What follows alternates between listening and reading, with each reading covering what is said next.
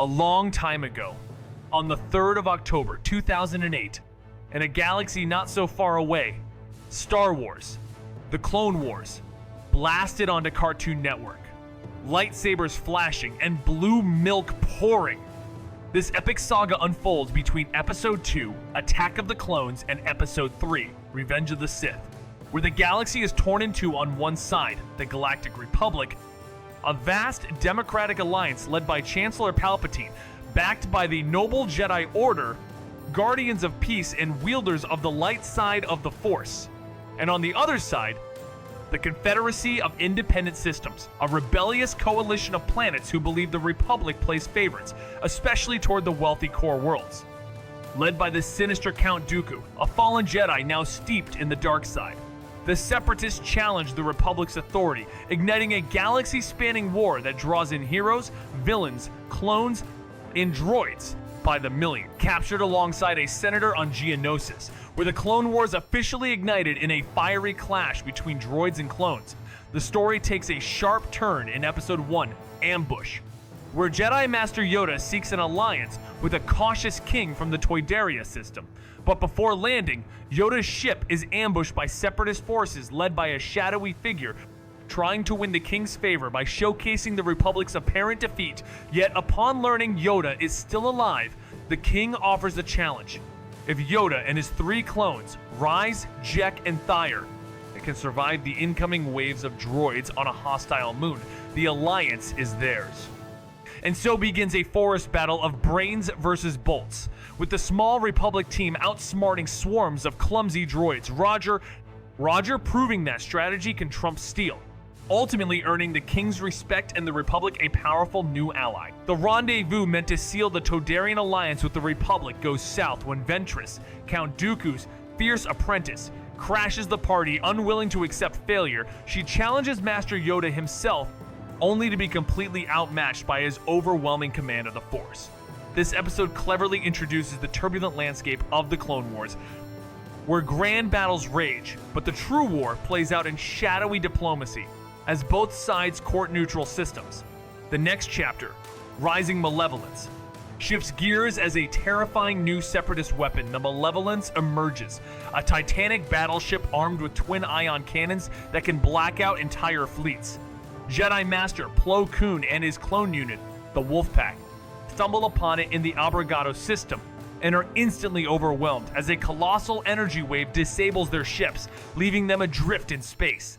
With Dooku unleashing droid hunters to eliminate all escape pods, the stranded Jedi's only shot at survival hinges on a desperate rescue mission led by Anakin Skywalker and Ahsoka Tano. He's not a master yet, but Anakin Skywalker is already a Jedi Knight with skills that blow most others out of the galaxy. Think lightsaber, savant, ace pilot, and raw force power wrapped in one volatile package. At his side, Ahsoka Tano, his headstrong Padawan. Together, they're brave, reckless, and not exactly fans of following orders. Case in point, when they catch wind that Master Plun and his squadron might be in danger in the Abato system, they ignore direct orders and race off to help. They arrive just in time, but their heroics don't go unnoticed. General Grievous, the mechanical terror of the Separatists, fires his ion cannons at them. Lucky for them, Anakin's piloting is as sharp as his saber, and he dodges the blast before it fries their ship. But that's just round 1. The next episode, Shadow of Malevolence, picks up as the Republic scrambles to counter the threat of the Separatists' new mega weapon. Before diving into that chaos, it's worth knowing who's at the controls. Grievous, once a brilliant war strategist from KH, now a fearsome cyborg warrior trained in lightsaber combat and allied with Count Dooku, terrorizing the galaxy with his brutal efficiency. Inside that towering mechanized shell is a brain and vital organs. Yep, that's all that remains of him and those metal limbs. They pack serious strength and lightning reflexes. With these upgrades and a savage arsenal of tactics, Grievous becomes a Jedi-slaying monster. Once under Sai's command, he doesn't just join the Separatists, he rises fast, becoming General Grievous, the big boss of the droid army. And trust me, he's terrifying. His collection of lightsabers comes from all the Jedi he's taken down. So naturally, this episode zeroes in on Anakin's daring plan. Take out not just the massive ship Malevolence, but Grievous himself. General Plum thinks Anakin's strategy is a bit too bold, like reckless, but hey, that's classic Skywalker for you. All fire and ambition. The mission kicks off with a race to intercept Malevolence before it reaches a medical center. But to get there, Anakin and Shadow Squadron have to dive headfirst into the Balmoran Run, a scanner-killing nebula crawling with gigantic Nebri mantises. It's a death trap, but Anakin's got a Jedi trick up his sleeve. Trust your senses, let go of fear. Even Padawan Ahsoka has to step up. After a turbulent ride through tentacle space, they make it through bruised but breathing and manage to confront Grievous just in time. But the battle's rough, the cost is high, and not everyone in Shadow Squadron makes it out. Anakin is forced to switch tactics mid-mission, abandoning the control center and going straight for the ion cannons. Boom! The Malevolence takes a brutal hit, its primary weapon and shields crippled. Grievous survives, but the Republic manages to protect the medical center, a partial victory at best. In the final chapter of the Malevolence arc, things escalate when a senator from Naboo, who also happens to be Anakin's secret love, gets caught in a trap and ends up stuck aboard the enemy cruiser. With the Republic unable to fire, Anakin hatches a wild plan to dock directly onto the ship and save her himself. His old mentor, always the cautious voice, reluctantly joins the rescue mission. Their back and forth is classic, the rational master constantly dragged into his reckless former Padawan's chaos. But hey, once again, it's Anakin's boldness that just might save the day. Less stealthy than planned, the mission spirals as Obi-Wan gets separated and ends up in a wild chase with Grievous, while Anakin and Padme scramble through the ship looking for a certain golden protocol droid, but things don't exactly go smoothly. In the end, Obi-Wan and Anakin not only rescue the senator, but also wreck the ship's hyperdrive and navigation systems, sending it crashing into a nearby moon. Grievous escapes, but the mission's still a win, and with the Malevolence down, the Republic can finally breathe maybe. The next episode, Rookies, shifts focus from space battles to the muddy trenches, spotlighting the Republic's cloned infantry. And let's be real, Clone Wars without the clones? Impossible. This is where the story zooms in on two standouts, Rex and Cody. But first, a bit of backstory. These soldiers are genetic copies of a bounty hunter, engineered to be faster, more obedient, and built for war. Born and trained on the stormy world of Kamino, they're designed to be elite warriors or expendable assets. From one strand of DNA, the Republic churns out legions of hyper-loyal fighters, and in this episode, they finally take center stage. On the quiet Rishi Moon outpost, a group of rookie clones finds themselves facing a brutal test as elite droid commandos launch a surprise assault, part of a larger plan to wipe out the cloning facilities on Kamino. The sudden attack leaves only 4 clones standing, but luck isn't on the side of the attackers. Captain Rex, the rule-bending leader of the famed 501st Legion, and Commander Cody, the by-the-book head of the 3rd Systems Army, are en route for an inspection. The 501st, known for their elite status and blue markings, stands as a symbol of strength under Rex and his general, while Cody leads the powerful orange-marked forces of the 212th and the 7th Sky Corps.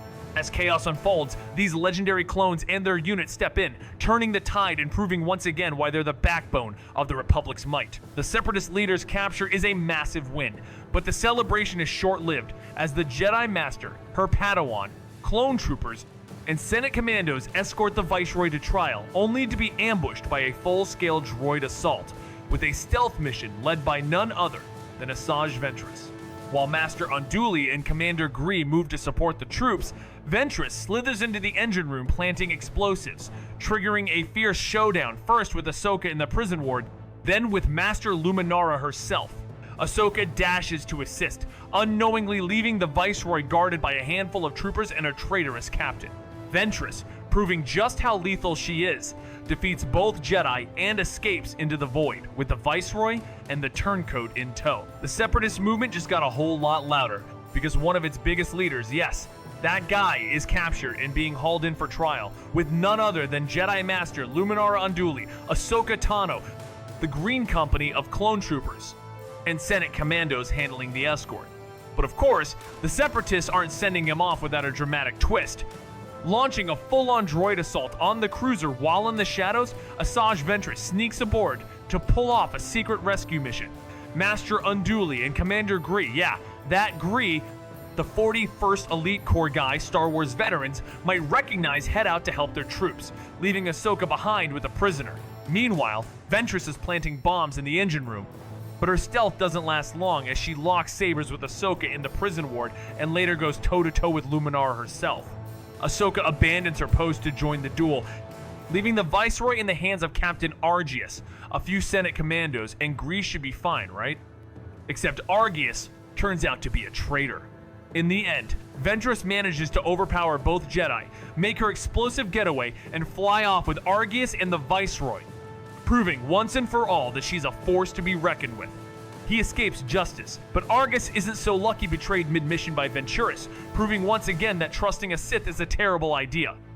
In the next episode, Defenders of Peace, the crew searches for a way off the planet Meriden, home to the peaceful Lurmen, whose pacifist lifestyle is thrown into chaos by the arrival of Separatist forces led by the ruthless Loch Durd.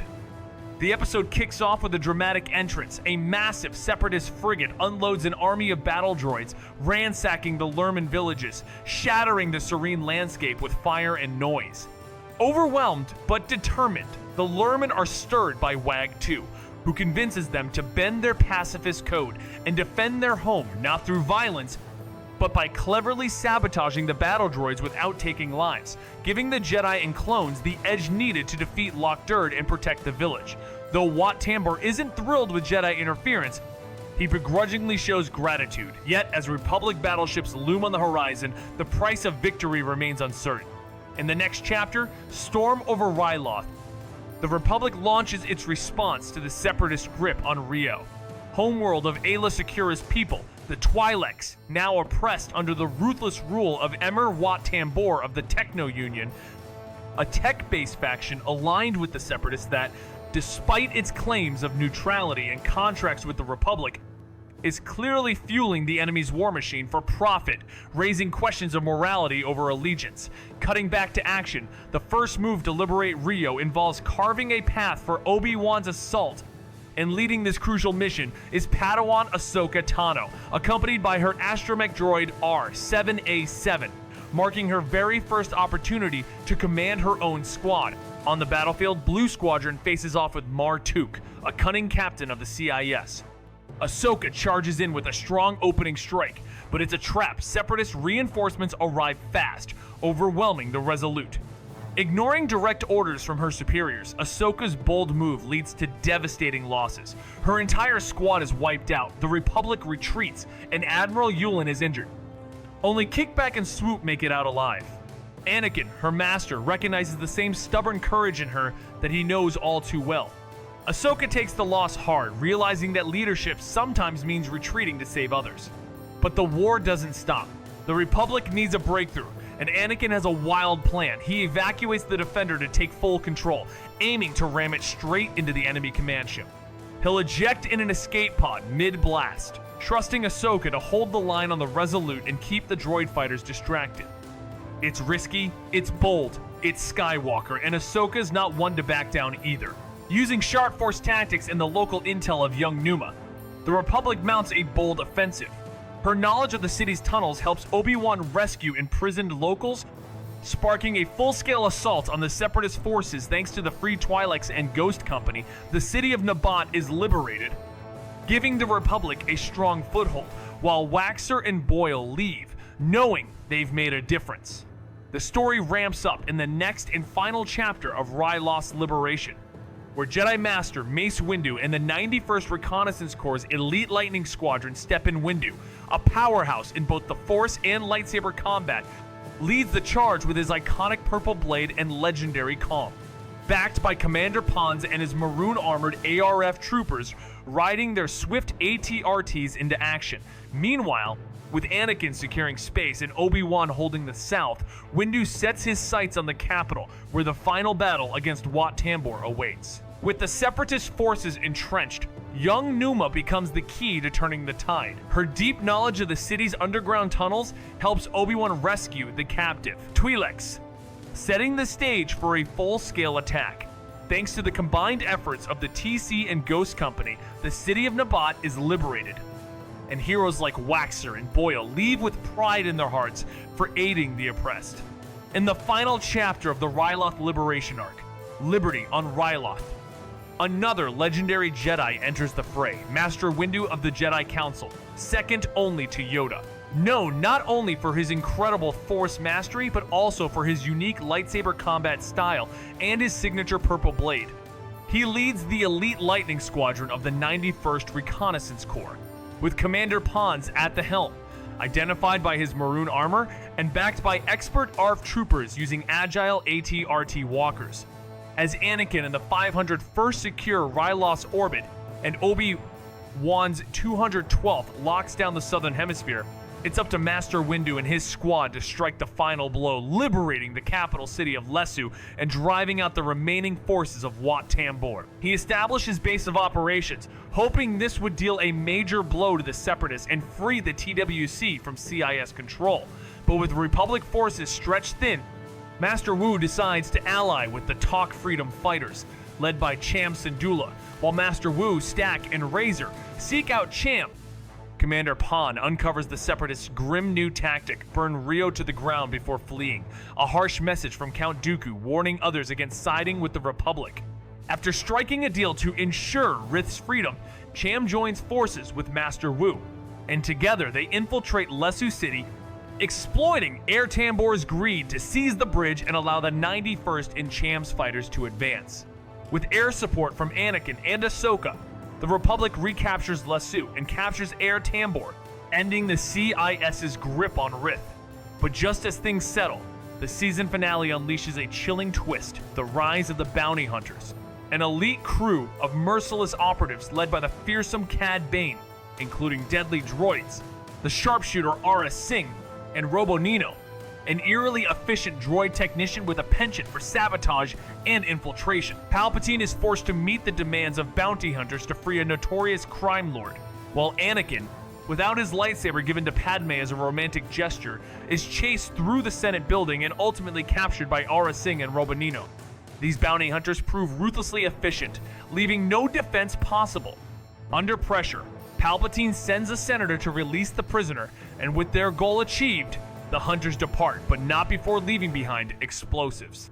Bane detonates them anyway, yet Anakin regains consciousness just in time to rescue the senators from the collapsing atrium. Thus, Season 1 concludes with the Republic facing a dangerous new enemy. Season 2 kicks off with a chaotic battle on Felucia, where Commander Wolf and the Wolfpack engage in intense aerial combat alongside Anakin, Obi-Wan, and Ahsoka. Ahsoka, confident in her skills, disobeys Anakin's retreat order, prompting him to intervene, luckily, as her position is quickly overrun by droids. Flashing back, the Wolfpack, known officially as the 104th Battalion and led by a respected general, were first introduced in Season 1's second episode during a deadly clash with the Malevolence that nearly wiped them out.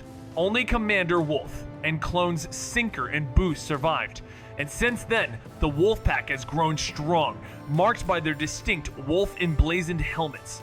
Meanwhile, Ahsoka's disobedience lands her in trouble with the Jedi Council, and she's sentenced to guard duty at the Jedi Archives, a vast library of ancient knowledge stored in crystal holocron. But trouble looms as Darth Sidious, the hidden Sith Lord behind the Separatists, needs a holocron and hires the merciless Cad Bane.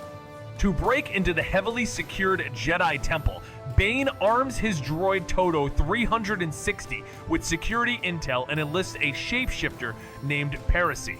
Parisi takes the form of a fallen Jedi Master, triggering the start of the heist. As Bane slinks through the vents, Obi-Wan and Anakin pursue, but Parisi's inside help keeps Bane one step ahead. Ahsoka uncovers the imposter disguised as the Jedi Librarian and confronts them, but Bane creates a final diversion using Todo as a decoy.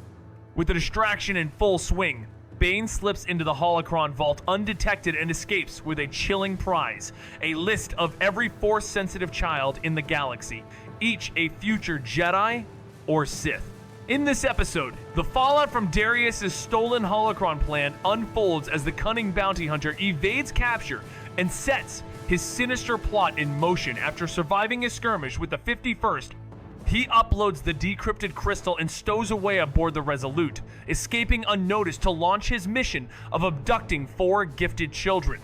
the Jedi Council narrows the potential targets down to 2 planets, sending Obi-Wan to Rhodia, where Bane narrowly escapes with a Rhodian baby, while Anakin and Ahsoka rush to Naboo, successfully ambushing Bane and taking him prisoner, but finding neither the holocron nor the already captured children. In a bold move, the Jedi manipulate Bane's mind to extract the location, leading Kenobi and another master into a trap on the Outer Rim, from which they barely escape with the holocron.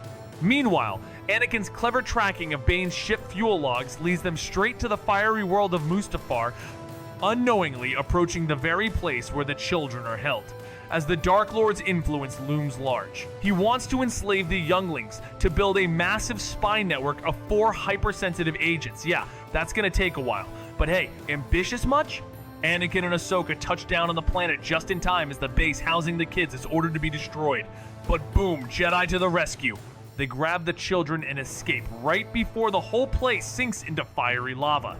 And though the holocron is recovered, Bane is still lurking out there, ready to be a pain for the Republic again. Next up, landing at Point Rain kicks off the second battle of Geonosis, with the Republic charging back in to retake the planet from Separatist control. The mission? Take down the shielded droid foundry and its slimy leader. The plan? A coordinated 3-pronged assault on the generator, easier said than done when you're getting blasted from every direction. General Kenobi, Commander Cody, and the 212th dive in first, dodging heavy fire as gunships drop like flies, but Cody pushes through to the rendezvous point. Kenobi's ride gets shredded, leaving only him alive, until clone troopers Trapper, Waxer, and Boyle scoop him up and get him back to the landing zone. After the rest of the army is expected to arrive, General Skywalker and General Ki-Adi-Mundi lead their own assaults. Anakin's attack force, including himself, Ahsoka, Rex, and the 501st is shot down before reaching the rendezvous point and ends up trapped behind a heavily fortified enemy base swarming with droids and turrets. Ki-Adi-Mundi, along with Commander Jet and a Special Operations clone squad designed specifically for Geonosian resistance, also fall short of the rendezvous and must fight their way through local resistance. Things look rough, but the 212th manages to hold their defensive line just long enough for the other units to regroup. Once combined, the Republic forces finally break through the shield and destroy the generator, scoring the first major win in the second battle of Geonosis. In the follow-up episode, the 501st remains on the ground to launch the mission to destroy the droid foundry. Reinforcements arrive in the form of the 41st Elite Corps and Master Luminara's battalion, including her Padawan Barriss. The factory's position makes a direct assault impossible, so the Republic devises a multi-pronged strategy to infiltrate and dismantle the facility from within. While the 51st and 41st troops launch a frontal assault to create a diversion, Ahsoka and Barriss sneak into the factory to plant explosives at its core.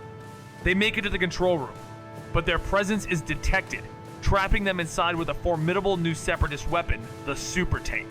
Seizing control of the tank, they find their explosives confiscated, leaving them no choice but to fire on the core from within the factory itself. The explosion succeeds, but the two are buried under the rubble. Just in time, Ahsoka manages to send a distress signal that leads their Jedi mentors to rescue them. Though it's a narrow escape, the mission is a success and the Republic reclaims Geonosis. In the next episode, the chase continues as General Kenobi hunts down a fleeing foe after a crash. With no trace of the enemy leader, Kenobi splits his squad. Rex leads one team but is wounded in a droid commando ambush. They find shelter at a remote farm where he's treated, but the injury sidelines him. The mission continues without him as he's left in the care of a local farmer named SUU. While tracking a Separatist, Rex stumbles upon a farm and its owner looks exactly like him. It's not a trick, it's another clone. This one, named Cut, has deserted the Republic. Rex is outraged. A deserter? To him, that's unthinkable. Clones are created to fight, to serve, to never abandon the mission. But over a shared meal, Cut challenges that belief. He argues they are more than soldiers, they are people, individuals with thoughts and emotions. As they play a tense game of Dejarik, Cut shares his story. After the devastating Battle of Ossus, where his entire squad was lost, he couldn't bear the thought of being just another disposable tool of war. So he left, carving out a new life on Seleucami with a wife and 2 kids he'd do anything to protect. And when trouble shows up, Cut proves he's still every bit the warrior he once was. Bobo witnessed the fatal moment, and ever since, revenge against Master Wu became his sole purpose. Disguised as a clone cadet aboard the Endurance, he sneakily plants a bomb in Wu's quarters, guided by a mysterious voice through a communicator. But Wu survives, the station goes into high alert, and Bobo's plan hits a snag. Pressured by the voice, Bobo reluctantly heads to the reactor, not to hurt everyone, just Wu, but ends up sabotaging the whole ship, sending it crashing toward the planet Vancor. He escapes with other cadets and gets picked up by none other than the voice herself, Aurra Sing, aboard the iconic Slave One. In the next chapter, the Jedi comb through the wreckage of the Endurance, finding only clone corpses that were clearly executed, not crash victims. Commander Pon and Admiral Killian are missing, but a twisted calling card remains Jango Fett's helmet, rigged to explode. Watching from afar, Bobo and the bounty hunters hold the two officers hostage. Bobo, still burning for revenge, insists on confirming Wu's death and persuades Aurra that capturing Skywalker and Wu could bring a hefty bounty. Bobo witnessed the killing and has been burning for revenge ever since. Now, disguised as a clone cadet aboard the Endurance, he finally makes his move. Guided by a mysterious voice over a communicator, he plants an explosive in Master Wu's quarters, hoping to take him out. But the plan fails, Wu survives, and the entire station goes into lockdown. The voice pushes Bobo to destroy the reactor instead. But Bobo isn't in this to kill everyone, just Master Wu. Still, he goes through with it, bringing the Endurance crashing toward Vancor. He escapes with other cadets and is picked up by the enigmatic Aurra Sing on the Slave One. In the aftermath, the Jedi search for survivors. All they find are clone corpses blasted, not crashed. Commander Pon and Admiral Killian are missing, but the attackers left behind a grim calling card. Jango Fett's old helmet. But it's no memento, it's a trap. As the helmet explodes, Bobo, Aurra, and the bounty hunters watch from a distance, with Pon and Killian tied up as prisoners.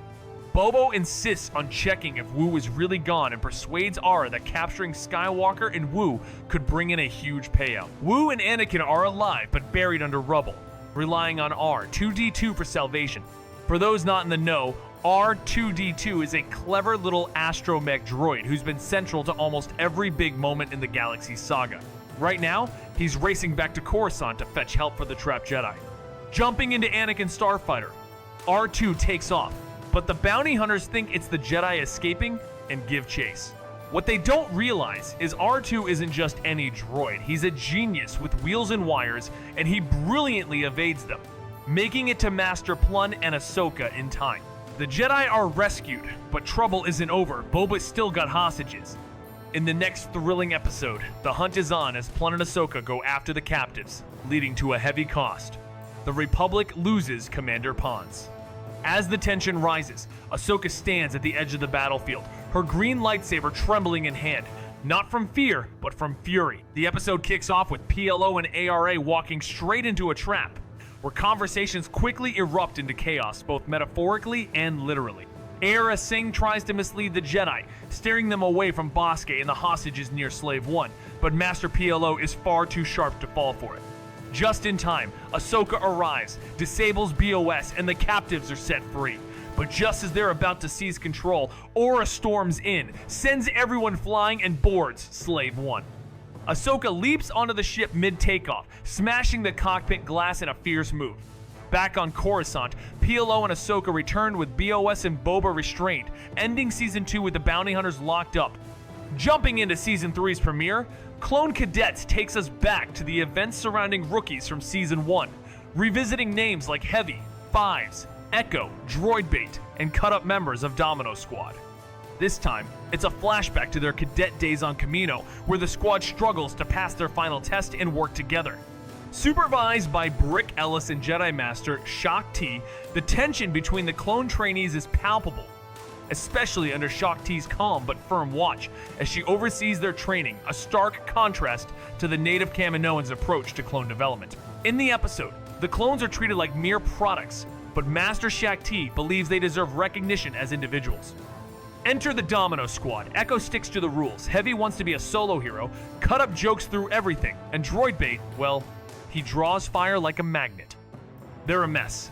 failing their final trial under ARC Trooper Commander Blitz, breaking formation, disobeying orders, and leaving a teammate behind, violating rule number 1. Their drill sergeants, Brick and LS, are split. Brick sees them fit only for cleaning duty, while LS believes they have potential. Shock T gives them one last chance to retake the test.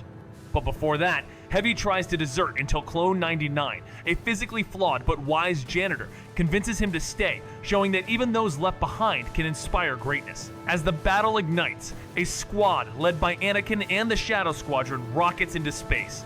But the lack of resistance feels off. General Grievous is acting recklessly, triggering Kenobi's suspicions.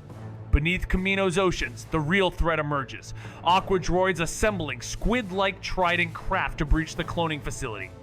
The assault begins as Tridents clamp onto key structures, aiming to obliterate the facility and seize the cloning DNA. ARC Commander Havoc valiantly defends the hangar bay, but falls in battle, momentarily distracted by the brave supply run in Clone 99. Inside, Arkansas Sea Commander Colt guards the DNA chamber, but Ventress's dark powers overwhelm him, ending in his death. Anakin clashes with her before she can escape, their duel tearing through the base. Meanwhile, Grievous charges the clone barracks but meets Kenobi head-on in a fierce showdown. Clones Echo and Fives rally the defense, guided by 99 to the armory, forming a resistance that pushes back the invaders. Tragically, 99 dies a hero while retrieving ammo for his squad. Outside, Kenobi corners Grievous, and Anakin drives Ventress to the edge, as ARC Commander Hammer leads the charge into the final stretch of the brutal siege. In this high-stakes showdown, Anakin, Clone Broadside, and Shadow Squadron rocket into space. But things seem suspiciously easy, like General Grievous is throwing caution to the wind. General Kenobi senses something's off, and is right. Beneath Kamino's oceans, Aqua droids are secretly assembling squid-like Trident assault craft designed to unleash battle droids. These Tridents surface and clamp onto the cloning facility, aiming to destroy it and steal the cloning DNA. ARC Commander Havoc fiercely defends the main hangar bay, holding the line until he's tragically struck down after being momentarily distracted by Clone 99, who's courageously delivering supplies. Inside, Arkansas Sea Commander Colt defends the DNA chamber but falls to the dark power of a Sith apprentice. Anakin intercepts her just in time, sparking a fierce battle across the base. Meanwhile, Grievous storms the clone barracks but gets intercepted by Kenobi, leading to a brutal clash. Clones Echo and Fives inspire their brothers to resist, with Clone 99 guiding them to the armory. They fight back hard, but 99 falls while helping resupply his comrades a hero to the end. As the fight rages, Kenobi drives Grievous into retreat, and Anakin pushes the Sith apprentice to the brink, all while ARC Commander Hammer leads the charge in a relentless defense. Specially armed troops blast away at the Trident ships, pushing the Separatists to the brink until they're forced to retreat. Though Ventress and Grievous manage to slip away, the battle is won, and Kamino stands strong thanks in large part to the bravery of Echo and Fives. For their courage, the last two of Domino's squad received the ultimate honor, the title of ARC Troopers. Fast forward, and chaos erupts once again, this time in a fierce clash between the Republic and the Separatists. Ventress, still hunting down the elusive Jedi duo, finds herself blindsided when her own master, Count Dooku, betrays her on the orders of a shadowy Sith. The flagship explodes with her still on board, and Dooku assumes she's gone. But Ventress survives, angrier than ever. She flees to her homeworld, Dathomir, and turns to the Night Sisters for help. These witches wield dark powers drawn from their planet's magic, and under Mother Talzin's guidance, they bring Ventress back from the edge. While unconscious, her past unfolds once a gifted child in the Force. She fought to protect her mother from slavers, only to be taken in by a Jedi who fell in battle, leaving her path twisted by loss and vengeance. Ventress, driven by fury, plunges headfirst into the dark side, her rage only deepening under the cold mentorship of Dooku. Betrayal cuts deep, and she won't let it slide. Mother Talzin, ever the schemer, senses Ventress's thirst for revenge and offers a magical assist, dark cloaks, silence potions, the whole eerie toolkit. With stealthy steps, Ventress and her fellow Night Sisters infiltrate Dooku's palace, shadows among shadows. But despite their power, the Sith Lord proves too strong. Yet, Ventress isn't finished, not by a long shot. Back on her homeworld, Talzin's already cooking up the next move, something monstrous. But before diving into that nightmare, we get a peek into the haunting world of Dathomir, home to the Night Sisters and Night Brothers, a fierce, fractured society united under Talzin's dark rule.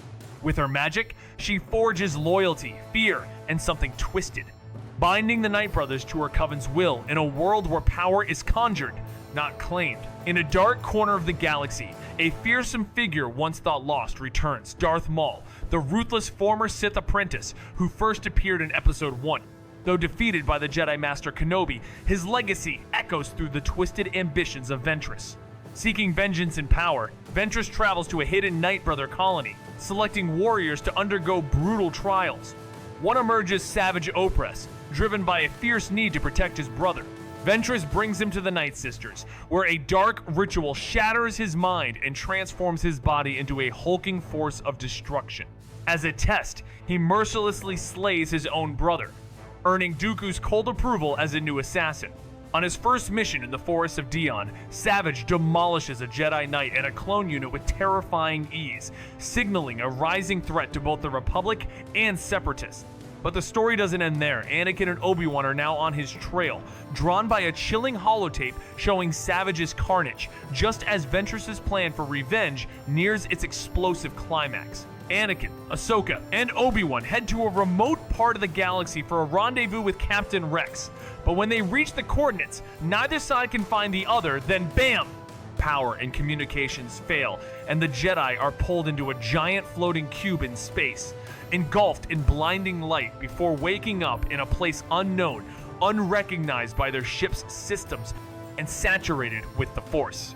They meet a glowing being who calls herself Daughter, who immediately asks Anakin if he's the chosen one, a question that keeps coming up. Daughter leads them to someone called Father, but a cliff collapses, separating Anakin from the others as darkness falls over the strange planet.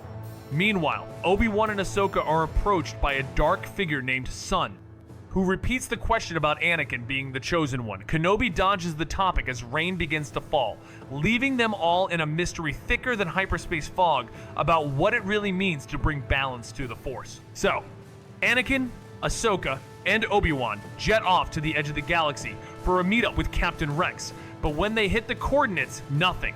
No Rex, no signal, no power.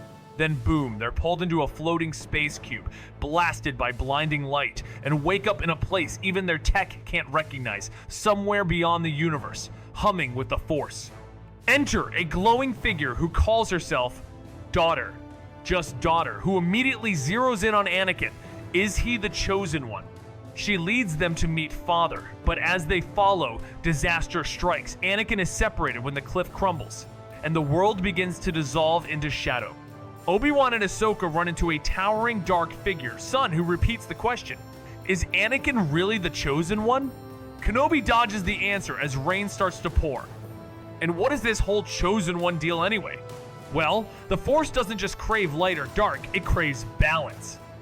Flashback to Episode 1, Qui-Gon Jinn discovers young Anakin on Tatooine, a kid bursting with Force potential, but even then, it was clear this wasn't just any Force-sensitive kid. Quan saw something extraordinary in the boy, something no one else had. He believed Anakin was the chosen one, destined to bring balance to the Force. After Quan's death, Obi-Wan took up the responsibility, promising to train him. Anakin fell for Padme, avenged his mother's death. The Clone War erupted, and boom, here we are.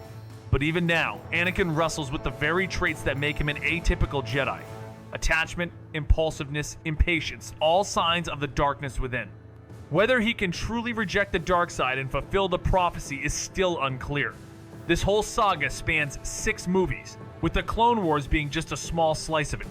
In this episode, Anakin stumbles upon a massive monastery and meets the mysterious Father. While sheltering from the rain, eerie visions strike. Sun sends illusions. Obi-Wan sees Quan's ghost, reminding him of Anakin's importance. Anakin sees his deceased mother, still a scar in his heart. And Ahsoka confronts a future version of herself, warning her about the shadow Anakin might be casting on her path. Then, Father drops the truth bomb about their strange and mystical location. He introduces himself to Anakin as Father, and his children, known as Force-wielding builders, are so powerful, they had to leave the physical world and exist somewhere in between. Father keeps his children in balance to prevent universal destruction, but he's old and dying. If Anakin proves to be the chosen one, Father wants him to take over as the balance keeper. To test him, Father takes Anakin to an arena where daughter and son present Obi-Wan and Ahsoka, forcing Anakin to choose one to save. But Anakin refuses the test and instead takes control of both daughter and son, proving he is the chosen one. Still, he refuses to stay, and Father lets him leave. The next episode, Counterattack, jumps back into the Clone Wars as the Jedi escape from the impenetrable Citadel prison with freed Jedi Master Evan. On this mission are Commander Cody, Captain Rex, and newly promoted ARC Troopers Echo and Fives. The team splits, and Anakin's group Ahsoka, Echo, Fives, Rex, and rescued Captain Tarkin navigates a massive chasm. For those wondering why the name Tarkin rings a bell, he becomes a major figure in the original trilogy. Skywalker squad blasts through a dead end and rides a fuel pipeline to the surface, only to be slammed by heavy resistance, triggering Plan B go time. Their exit hinges on a shuttle run by R2 and hacked battle droids who sneak off to the rendezvous, but with no sign of the Jedi leaders, the crew dives inside to stay undercover. Lucky move, because they stumble upon Kenobi's captured squad, including a few familiar faces in chains. The reprogrammed droids outsmart their Separatist twins, bust the Jedi out, and both teams head to the shuttle bay where the prison warden is waiting with an ambush. The droids aren't much trouble, but a massive turret threatens to vaporize the escape ship. ARC Trooper Eco charges forward in a desperate sprint, but it's too late. The turret fires, the shuttle explodes, and Eco vanishes in the blast. The survivors manage to flee the fight, but they're now marooned on the Citadel with no way out, placing their fate in the hands of Master Peel, who must plunge deeper into enemy space with the Republic fleet as their last shot at salvation. Just as the captain teeters over magma, Ahsoka dives in, impaling Saak and saving the day seconds before a gunship swoops in with Master Plun and the Wolfgang blasting away to cover the retreat. The Jedi barely escape Lola Seu, but the mission wasn't just about survival. Master Appeal held a critical piece of hyperspace intel, the Nexus route, a shortcut that could give either side direct access to their enemy's capital and potentially end the war. Appeal and Tarkin each carried half the data. Ahsoka pledged to reveal her part only to the Jedi Council, while Tarkin would speak only to the Chancellor. Though divided, the Republic now has the full path secured.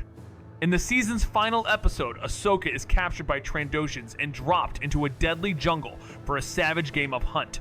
Teaming up with younglings taken long ago, she leads them in a bold uprising against their captors, destroying the Hunter's prison ship. From the wreckage rises a towering Wookiee Chewbacca. With his strength, the young fighter seize a prisoner and launch a full assault on the enemy command ship. Magma bursts and chaos erupts, but Ahsoka dives in just in time, saving the captain by taking down Saak with a swift strike. Moments later, a gunship arrives. Master Plun and the Wolfgang leap into action, covering the rescue team's retreat. The Jedi narrowly escape from Lola Seu, but what was the mission really about? The real prize wasn't just survival, it was the crucial information held by Master Appeal, the Nexus route. A hyperspace pathway that could change the course of the war by giving either side instant access to the enemy's capital. To protect it, Appeal and Tarkin each held half of the route. Ahsoka promises to reveal her half only to the Jedi Council, while Tarkin insists his half goes only to the Chancellor. Though divided, the Republic now possesses the key to a possible end to the war if both sides can cooperate. Then comes the final chapter of Season 3, Wookiee Hunt. Ahsoka is captured by Trandoshans and dumped into a jungle for a brutal game of survival. There, she bands together with a group of Padawans taken long ago. Turning the tables, they take the fight to their captors, destroying the Hunter's prison ship. From the wreckage rises a tall, furry figure, Chewbacca. With his formidable strength, the young Jedi capture an enemy and launch a daring strike on the command ship, ready to end the nightmare once and for all. Brun, clever as ever, manages to salvage tech from a wrecked prisoner ship, and thanks to his smarts, Chewie gets a transmitter up and running just in time to send a distress call. Good thing too, because just when the battle starts falling apart, Wookiee Chieftain Terrell bursts onto the scene to help. Even without her lightsaber, Ahsoka defeats the Trenowan leader, securing a hard-fought victory. Back on Coruscant, she reunites with Anakin, crediting his training for giving her the strength to survive.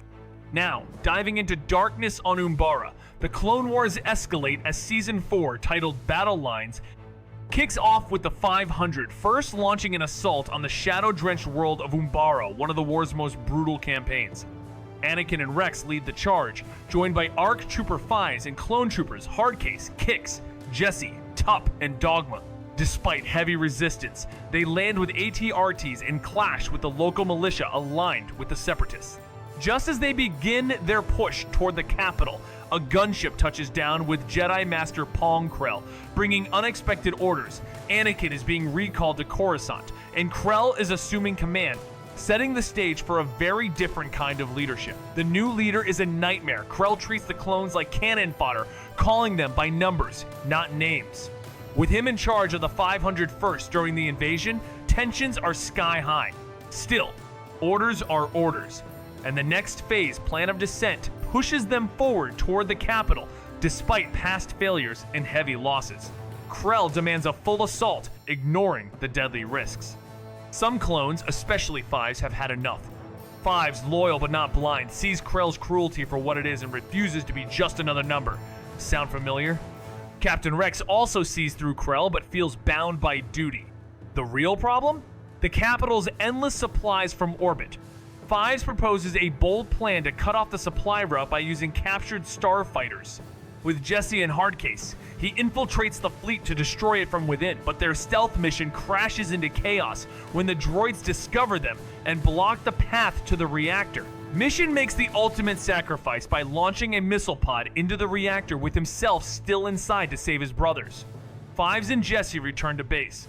Hearts heavy but mission complete until the next episode, when their defiance earns them a death sentence from Jedi Master Krell, who orders their execution with Dogma, loyal to a fault, leading the charge. But the rest of the clones refuse to fire, recognizing 5s and Jesse as true heroes, just as Krell is about to punish Rex.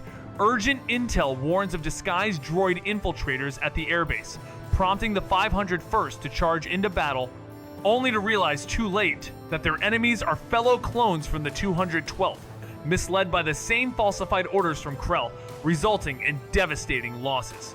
Enraged and betrayed, Rex leads the charge to bring Krell to justice, but the rogue Jedi flees into the jungle thanks to a clever trap involving a monstrous Vixis. The clones finally capture him, and under guard, Krell confesses to abandoning the Jedi Order, seeing the fall of the Republic as inevitable and hoping to save himself. The crew sets out to pull off the biggest heist ever, but with Obi-Wan working undercover, things quickly spiral out of control. He's assigned as the sniper for the kidnapping, which lets him secretly feed Mace Windu the info needed to ruin Bane's position. Though Bane and Morello still manage to escape to a nearby forest where they're supposed to meet Count Dooku, it's here that Obi-Wan reveals his true identity and confronts them just before Windu and Skywalker arrive to arrest the two fugitives.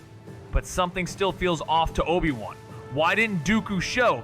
His suspicions lead him to uncover a communicator hidden in the sniper case, revealing Dooku knew everything. The Count then makes a direct move for the Chancellor and clashes with Anakin, during which Palpatine seems disturbingly pleased by Anakin's fury. Definitely worth noticing. Obi-Wan steps in just in time to stop Dooku and ensure the Chancellor's safety, allowing him to finally shed his villain persona. And as the next episode kicks off, Savage Opress's quest to find his long-lost brother comes to a twisted end as he discovers Darth Maul broken in both body and mind. More beast than warrior, yet still brought back to Dathomir, where Mother Talzin uses her dark magic to restore him, just as she once did with Savage, clearing the madness and bringing back the fury. In the midst of the galaxy's most daring heist, plans go sideways when Obi-Wan, undercover, is assigned as a sniper during a high-stakes kidnapping, allowing him to secretly feed M. Windu the crucial info needed to derail Bane's setup. Yet Bane and Morello still manage to flee into the woods for a rendezvous with their shadowy ally, only for Obi-Wan to drop the charade and confront them just as backup arrives to take the bounty hunters down. But something's off. Dooku never showed, prompting Obi-Wan to investigate and uncover a hidden communicator, realizing Dooku had been one step ahead the whole time and is already making a move for the Chancellor, clashing with Anakin in a duel that reveals something unsettling. Palpatine appears almost pleased to see Anakin's fury fuel the fight, but before Dooku can escape, Obi-Wan swoops in to save the day and the Chancellor, closing the chapter on his secret identity. Meanwhile, elsewhere in the shadows, Savage Opress has tracked down his lost brother, once feared across the stars, but now reduced to a broken, feral wreck. And yet Savage brings him home, where their mysterious mother uses her dark powers to restore the forgotten warrior's shattered mind.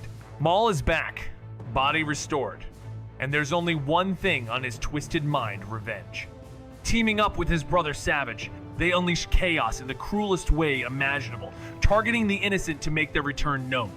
Obi-Wan, haunted by this nightmare from the past, sets out to stop them, but with Savage in the mix, the battle is brutal. Just when things look hopeless, Ventress shows up, still burning from Savage's betrayal. With no other choice, she and Obi-Wan form an uneasy alliance, hoping together they can take down the Zabrak brothers. But Maul and Savage, fueled by vengeance, prove far too powerful, forcing the unlikely duo to flee with their lives, barely escaping the clutches of darkness. As Maul's return adds weight to the dark side and troubles the Republic even more, the focus shifts to a neutral force, Death Watch. This Mandalorian splinter group, led by a determined warrior, seeks to revive the old warrior ways, clashing with the new pacifist direction of their world. Their campaigns against the ruling Duchess may have failed before, but with the galaxy in turmoil, their moment might just be coming. Maul, burning with a vendetta against Obi-Wan, teams up with Savage and aligns with Prisa and the Death Watch to seize Mandalore and bring Kenobi down. But before the chaos begins, they need an army. Their journey leads them to Mustafar, where they enlist the Black Sun and the Pike Syndicate, forming the Shadow Collective. Their fearsome presence pressures Jabba into submission, adding more power to their ranks. As plans to conquer Mandalore take shape, Maul's dream of ruling the underworld from a royal throne starts causing rifts within his alliance. In the episode Shades of Reason, instead of charging into battle, Maul and Death Watch orchestrate a clever deception, staging fake attacks by criminals to paint Death Watch as heroes. The people, fooled by the ploy, cheer for Pre Vizsla as their savior, turning their backs on Duchess Satine and stripping her of power. With Mandalore under his control, Vizsla reveals he's never intended to share. Maul, betrayed by his ally, doesn't flinch. Instead, he hatches a cunning plan to install a puppet leader, the corrupt former Prime Minister. To oust the current ruler, Maul invokes the Mandalorian right of trial by combat, exploiting the sacred rule that whoever holds the dark saber must defend their leadership. Though the battle is fierce, Maul defeats his rival, seizes control of the Death Watch, and with it, all of Mandalore. With the planet under his command, Maul awaits the inevitable arrival of his old nemesis. Despite warnings, the Jedi arrives alone, stepping right into Maul's trap. Though he nearly escapes, both he and the Duchess are captured, shackled in the Mandalorian throne room. Maul, savoring his victory, delivers not a blow to his enemy, but to the one he loves, striking her down with the dark saber. As chaos erupts, a loyalist splinter group led by a fierce warrior breaks Obi-Wan free, and they flee through Mandalore's war-torn skies. Amid the aerial battle, a new dark presence enters the throne room, and the true storm begins. In a tense turn of events, Ahsoka finds herself accused of a crime she didn't commit and dragged before the Jedi Council. Only to realize they've already made up their minds, she's stripped of her rank and expelled from the Order before even facing the Senate. Meanwhile, Anakin dives into the Coruscant underworld, confronting Ventress, Ahsoka's only known associate, but the plot thickens when she reveals another player was involved, Barriss. With this new clue, Anakin returns to confront Barriss, discovering she possesses Ventress's lightsabers and was the true culprit all along. A fierce duel ensues, ending in Barriss's capture. Anakin storms into the Senate just in time, clears Ahsoka's name, and she's finally exonerated. But the damage is done, feeling abandoned and betrayed by those she trusted most. Ahsoka refuses the Jedi's offer to return, walking away from the Order and into the unknown. Things are getting intense. There's clearly more going on than the Jedi realize. In The Wrong Jedi, Ahsoka is put on trial for a crime she didn't commit, first facing the Jedi Council, who've already made up their minds. Her rank is stripped, her privileges gone, and she's expelled from the Order, just like that. As the Senate prepares for her trial, Anakin dives into the Coruscant underworld to confront Ventress, Ahsoka's only known contact, Their history makes things tense. But she lets slip a crucial detail. It wasn't her who set up Ahsoka, but someone else entirely. Barriss. With this new lead, Anakin confronts her, only to confirm his worst suspicions. Barriss has Ventress's lightsabers and was the true attacker. A duel erupts, ending in Barriss's arrest. Anakin rushes to the Senate just in time to stop the verdict. Barriss confesses, and Ahsoka is cleared. But the damage is done. The Jedi offer her a place back, but feeling betrayed by those she once trusted, Ahsoka walks away, choosing her own path instead. The 51st is locked in a fierce battle against a Separatist battleship, with twin Jedi Masters leading the charge alongside an army of clones and droids. But the chaos of war takes a dark twist when clone trooper Tup suddenly feels ill, so ill that he shocks everyone by assassinating Jedi Master Tiplar right in the middle of combat. Repeating the haunting phrase, "Good soldiers follow orders," like a broken record, Tup appears trapped in some kind of trance. But who gave the order? No one knows, and scans reveal no physical cause, hinting at a deeper psychological mystery. In the next chapter, Tup and his close comrade Fives are brought to the medical bay on Kamino, where conflicting views between Jedi Master Shaak Ti and the Commando-in-Chief medical scientist Nala Se clash. Shaak Ti wants to preserve Tup's life with a brain scan, while Nala Se insists on terminating him for an autopsy. Meanwhile, Fives waits helplessly in the next room, watching his best friend spiral into the unknown. Fives isn't about to let Nala throw Tup away like trash, so he talks the medical droid AZI-3 into helping him sneak into the next room to uncover the truth, and what they find is chilling. A strange tumor in Tup's brain that's more than just a tumor, it's part of a massive conspiracy. AZI-3 removes it, revealing how it messes with Tup's behavior, just before Nala walks in, clearly trying to hide something. Tup wakes up, rambling about a mission, a haunting dream shared by all clones, and then says it's his time to be free before fading away right there. Shaak Ti wants the tumor sent to the Jedi, but Palpatine shuts it down. The plot thickens. In the next episode, Fives is marked for a memory wipe, but he bolts with AZI-3, grabbing the tumor and heading to the cloning facility to run tests. What they find? The tumor's not from Jango Fett's DNA and not even fully organic. Something seriously wrong here. After placing the device in TP, suspicion grows how many other clones have this creepy semi-organic chip buried in their brains. To dodge capture by the Chans and Shaak Ti, the duo vanishes into a ceiling hatch. Fives, now paranoid, wonders if he's also been implanted. He has AI-3 run the same operation he did on TP. And bingo, Fives has the chip too.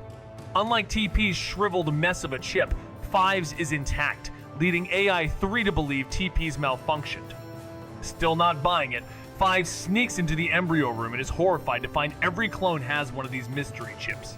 Nala shows up to explain they're inhibitor chips, meant to keep clone aggression in check. Shaak Ti plans to arrest Fives, but hearing his story, she changes course and sends him to present his findings to Palpatine. In the next episode, Orders. Fives meets the ever-so-trustworthy Chancellor, but the meeting crashes fast when Fives is accused of attacking him.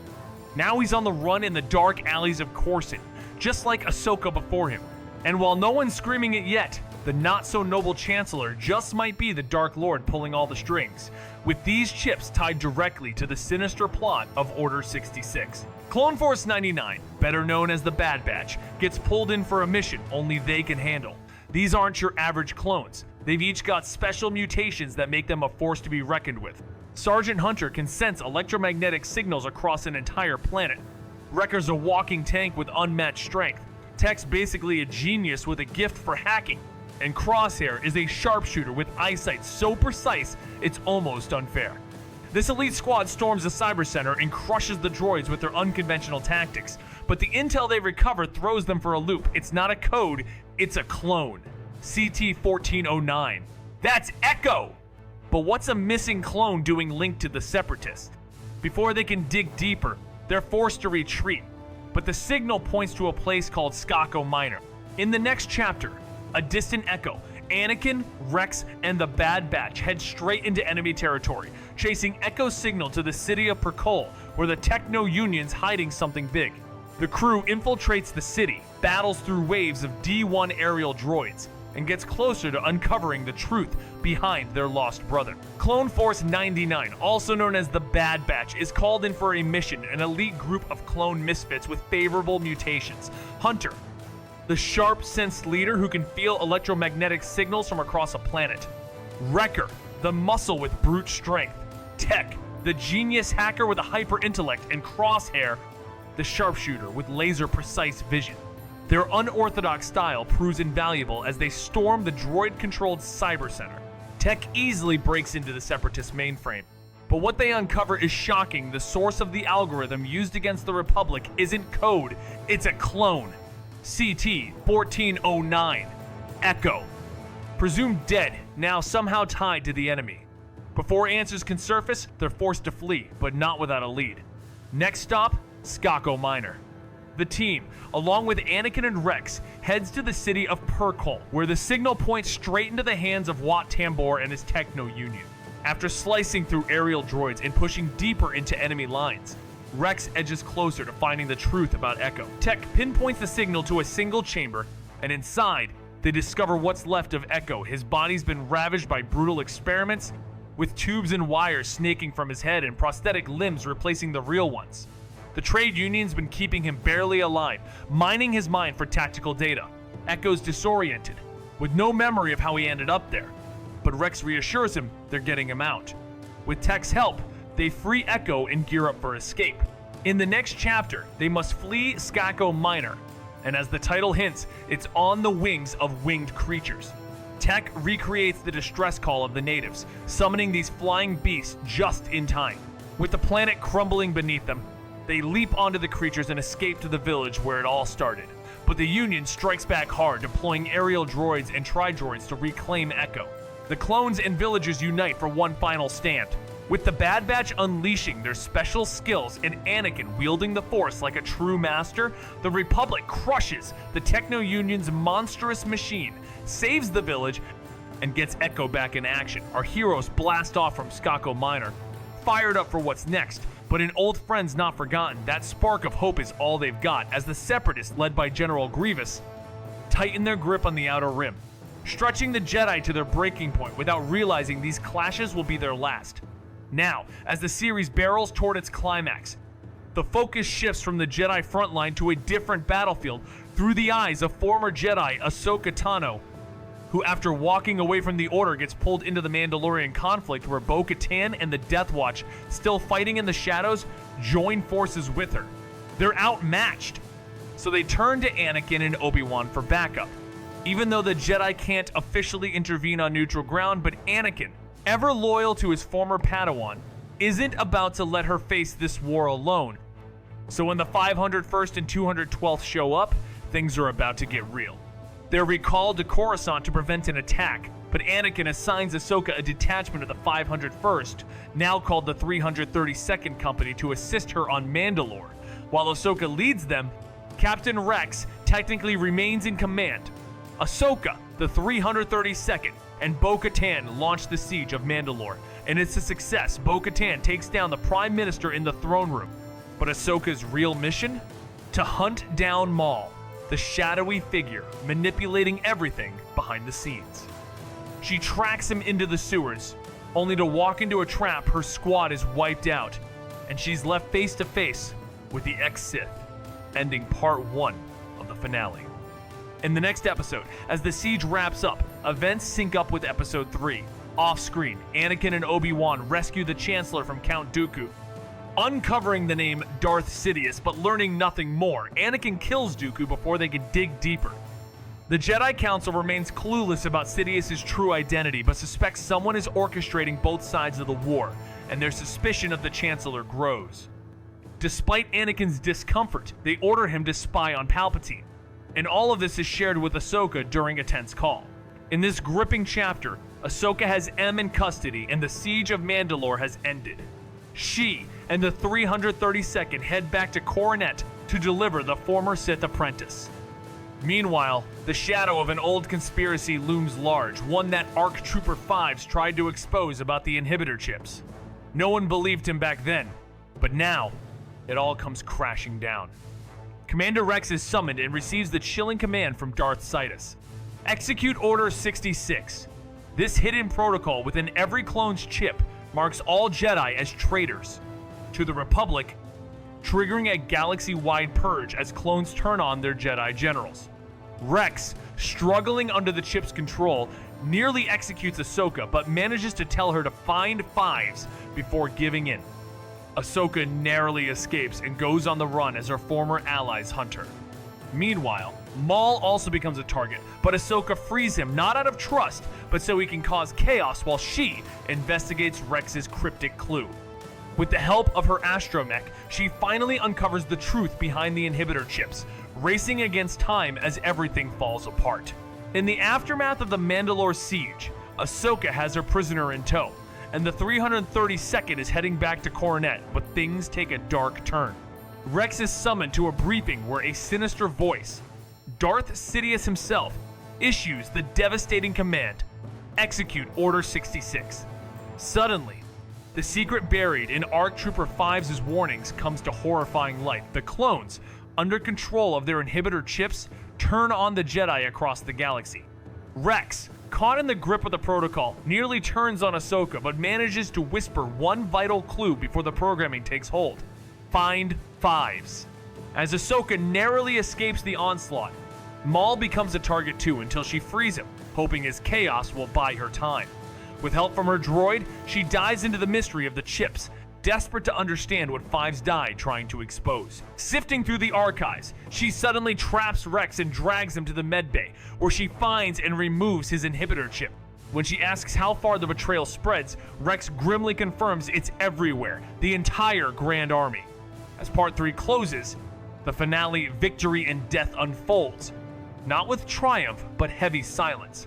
Meanwhile, the Rogue disrupts everything by obliterating the engine room, yanking the ship from hyperspace and letting a nearby moon's gravity take hold. Rex, pretending to have captured her, brings Ahsoka to the hangar in hopes of reasoning with their brothers. But Jesse, now convinced they're traitors, orders their execution under Order 66. Rex and Ahsoka fight to subdue rather than kill, aiming for a shuttle only for the Rogue to steal it, stranding them. With the ship spiraling toward the moon and every escape shuttle wrecked, survival becomes a desperate gamble. The 332nd, elite and loyal to the end, give chase. Ahsoka and Rex find a working Y-wing, but as she tries to board, the hangar collapses around her, and she holds fast, unyielding. She free falls from the shattered starship, leaping from wreckage to wreckage before grabbing onto the Y-wing at the last second, narrowly avoiding a deadly crash into the moon. Though our heroes survive, they're the only ones left, and the weight of losing the entire 332nd devastates her. She cherished the clones, and at the crash site, they honor every fallen brother. Years pass, the galaxy now crushed under Darth Sidious and the Empire's rule. Stormtroopers sweep the icy moon until, from the snow, he appears no longer the Jedi of old, but Darth Vader, cloaked in the dark side. He silently retrieves the lightsaber, once held by his former Padawan, and as his shadow reflects from a 332nd helmet, it's clear the Clone Wars are truly over. But whispers of rebellion stir.